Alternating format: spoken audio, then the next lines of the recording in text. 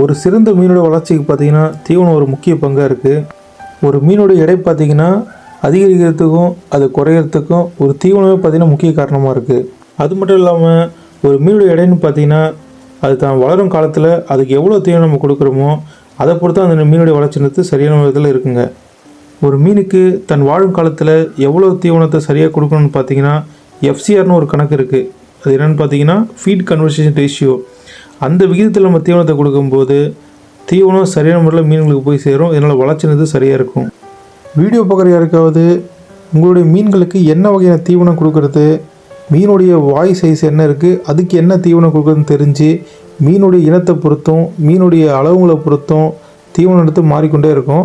எந்த மீன்களுக்கு என்ன தீவனம் போடணும்னு தெரியல அப்படின்னா கண்டிப்பாக எங்களை காண்டாக்ட் பண்ணுங்கள். நாங்கள் அனைத்து விதமான மீன்களுக்கும் தீவனம் விற்பனை செஞ்சிட்ருக்கோம். வீடியோ பார்க்குற தீவனம் தேவை அப்படின்னா எங்களை தொடர்பு கொள்ளுங்கள். உங்களுடைய பகுதிக்கு வாகனம் மூலயமா சிறந்த முறையில் அனுப்பி வைப்போம். இதுபோல் மீன் தீவனத்தை பற்றி அதிகமான தகவல் வேணும் அப்படின்னா நம்ம வீடியோ கீழே கண்டிப்பாக கமெண்ட் பண்ணுங்கள். உங்களுடைய சந்தேகம் என்னென்னா நீங்கள் கீழே கேட்டிங்கன்னா தான் அதுக்கேற்ற மாதிரி நாங்கள் பதில் கொடுக்க முடியும் உங்களுக்கு. ஒரு மீனுடைய சரியான வளர்ச்சிக்கு சமச்சீரான ஊட்டச்சத்துள்ள உணவு ரொம்ப முக்கியமானது. அதில் புரதம், கொழுப்பு, வைட்டமின்கள், தாதுக்கள் ரொம்ப முக்கியமானது.